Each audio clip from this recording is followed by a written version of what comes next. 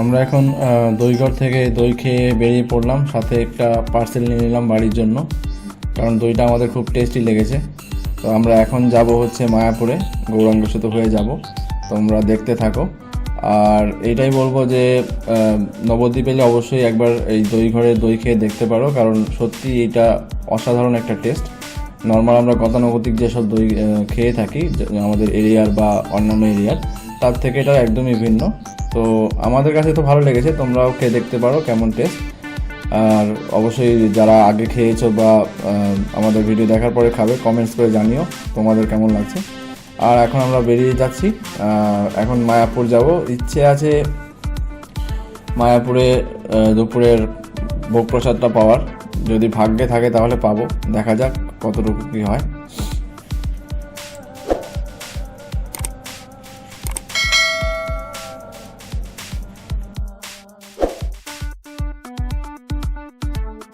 এখন আমরা আছি গৌরাঙ্গ সেতুর ওপরে। দেখো কতটা সুন্দর ওয়েদার আর ঝলমলে রোদের বাহার, আর ভালো লাগছে। অনেকটা দেরি হয়ে গেছে, যদিও বেলা হয়ে গেছে অনেকটা, কিন্তু তবু ওয়েদারটা ভালো লাগছে।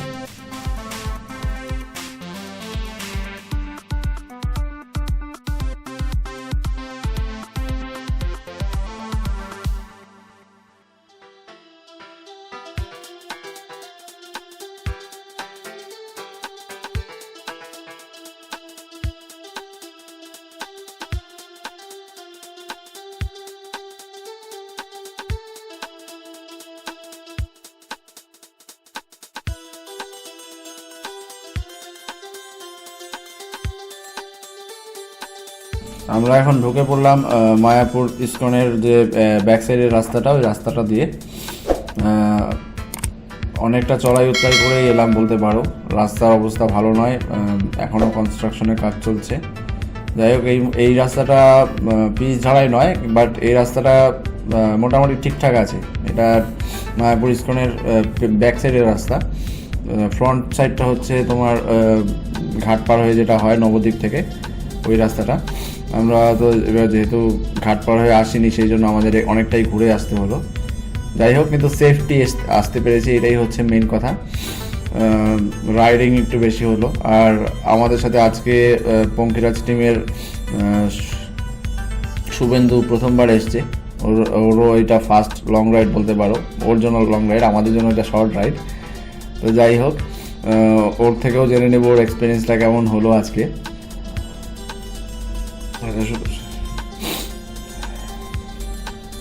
কাছাকাছি চলে এসেছি, আর মাত্র 2 কিলোমিটার দূরেই হচ্ছে মায়াপুর ইস্কন। তোমরা দেখতে থাকো। আশা করছি আমরা ভালো করে তোমাদের সব ডিরেকশনগুলো বলতে পারছি বা দেখাতে পারবো। আর ওখানে গিয়ে প্রসাদ পাওয়ার তো ইচ্ছে আছে, যদিও এখন অনেকটাই বেলা হয়ে গেছে, পাবো কিনা বুঝতে পারছি না। ভাগ্যে থাকলে হয়তো পাবো। আর ওইখানে প্রসাদ পাওয়া সত্যি ভাগ্যের ব্যাপারও আছে, দেখা যাক কি হয়।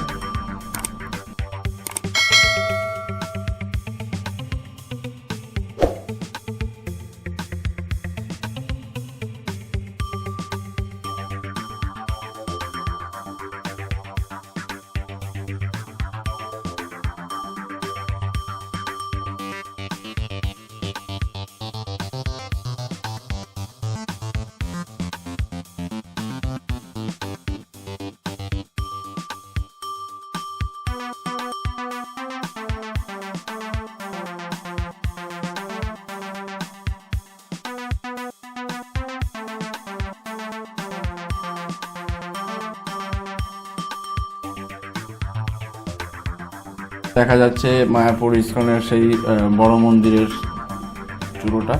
এবার বেশ ভালোই দেখা যাচ্ছে এখান থেকে, তাই তো? মানে আমরা একদমই কাছাকাছি চলে এসেছি, আর হয়তো ম্যাক্সিমাম 300 মিটার ডিস্টেন্স আছে। তোমাদের দেখানোর চেষ্টা করব ভেতরে যতটা ভিডিও ক্যাপচার করা পসিবল হয়।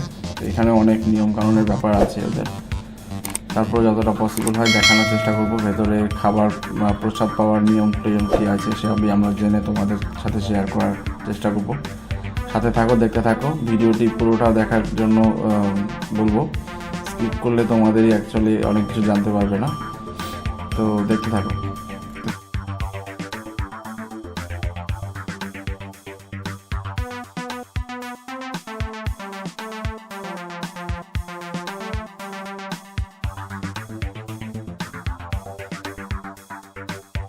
হ্যাঁ, আমরা ঢুকে পড়েছি মায়াপুর ইসকন টেম্পলের ভেতরে। এবার বাইক পার্কিংয়ের ওদের একটা বেশ বড় একটা স্পেস আছে, সেখানে বাইকটা পার্কিং করলাম। ওখানে 20 টাকা নিচ্ছে ঘন্টা প্রতি। তো যাই হোক, পার্কিংয়ের জন্য রাখলাম। আর এখন আমরা দেখতেই পাচ্ছ বড় লাইন, এখানে প্রসাদের এই লাইন।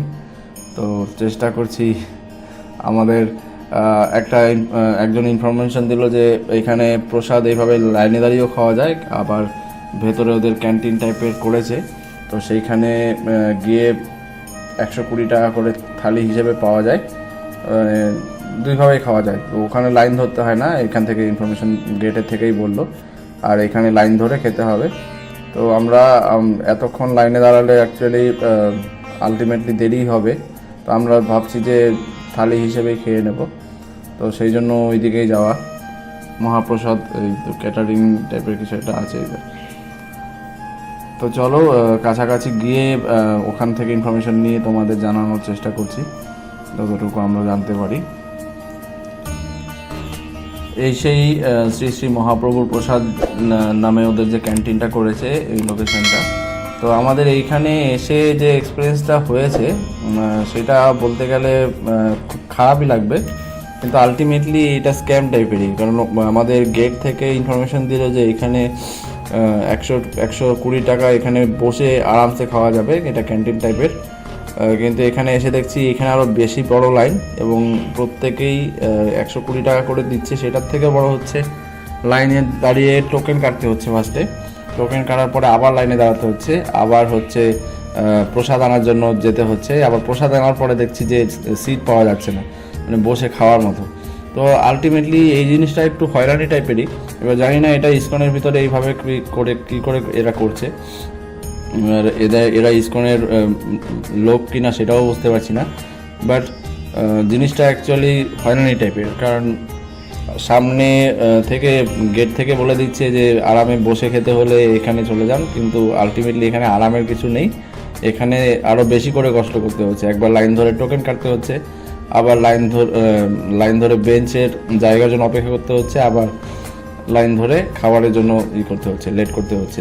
তো এই জিনিসটাই শুধু খারাপ লেগেছে। বাকি ইসকনের সৌন্দর্য তো বলা বাহুল্য, সত্যি সুন্দর। আর আমাদের ইচ্ছে থাকা সত্ত্বেও আমরা আজকে থাকতে পারবো না। মানে এখানে থাকতে পারলে যেটা হতো যে সন্ধ্যেবেলা যে আরতিটা হয় সেটা আমরা ক্যাপচার করতে পারতাম, আপনাদের দেখাতে পারতাম। কিন্তু ইচ্ছে থাকা সত্ত্বেও পারবো না, কারণ এখান থেকে একটু তাড়াতাড়ি ফিরতে হবে। আমার একটু কলকাতা যাওয়ারও আছে আবার। তো যাই হোক, এই হচ্ছে মায়াপুরের যতটুকু ইনফরমেশন আপনাদের সাথে শেয়ার করার ছিল করলাম। যে স্ক্যামটা আমাদের সাথে হয়েছে সেটাও বললাম। তো আমি আপনাদেরকে এইটুকুই বলবো, যারা আমাদের রাইড দেখে ভবিষ্যতে মায়াপুর আসার প্ল্যান করবেন তাদেরকে এইটুকুই বলবো যে ওই লাইনে দাঁড়িয়ে প্রসাদ পাওয়াটাই সব থেকে বেটার। কষ্ট করে প্রসাদ পাওয়া এটা সত্যি অনেক বেটার, কারণ এখানেও আলটিমেটলি অনেক টাকা দিয়েও আপনাকে লাইন ধরেই প্রসাদ পেতে হচ্ছে। তার থেকে অনেক বেটার হচ্ছে মেইন গেটের থেকে লাইন ধরা। তো ওখানে অনেকেই আপনাকে যারা ক্যাটারিংয়ের সাথে জড়িয়ে আছে তারা হয়তো অনেকেই বলবে যে ওইখানে বসে প্রসাদ খেতে পারবেন, ওদের কারো কথা শুনতে যাবেন না। আলটিমেটলি আপনি আরও বিভ্রান্তকর একটা পরিস্থিতিতে পড়বেন।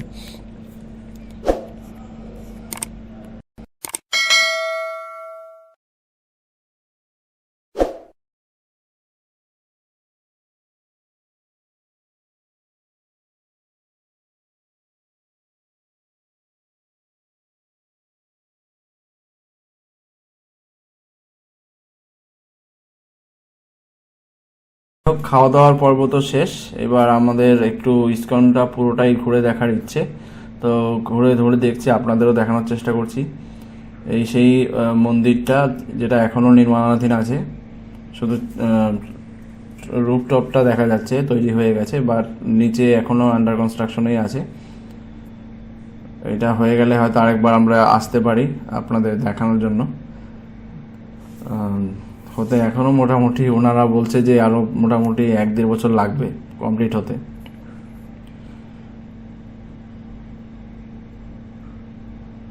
একদম সাজানো গোছানো একটা পরিবেশ, মানে এখানে সত্যি খুব ডিসিপ্লিনের একটা ব্যাপার আছে, বোঝা যাচ্ছে।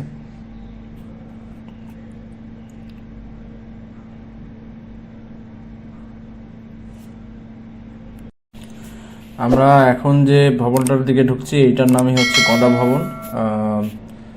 আর আরও একটা জিনিস বলে দিই, সেটা হচ্ছে এখানে কারো যদি মানে প্রস্রাব পায়খানার ব্যাপারটা হয়, সেই ক্ষেত্রে কিন্তু মায়াপুর ইস্কনে এসে একটু বিভ্রান্তকর পরিস্থিতিতে পড়তে হবে, কারণ সব জায়গায় ওরা অ্যালোকেশন করে রাখেনি বা জায়গাগুলো করে রাখেনি সাধারণ মানুষের জন্য।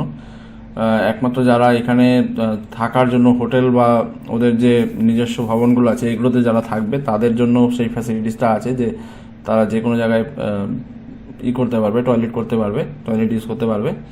কিন্তু নর্মালি সাধারণ মানুষের জন্য হচ্ছে একমাত্র গদা ভবনের এই জায়গাটাই অ্যালাউ আছে। তো আমরা অনেকটা ঘুরে ঘুরেই এখানে এসেছি, একটু ফ্রেশ হয়ে এরপর এখান থেকে বেরিয়ে যাব। তো আশা করি আপনাদের এই ইনফরমেশনগুলো ভবিষ্যতে কাজে দেবে যারা আমাদের ভিডিও দেখবেন।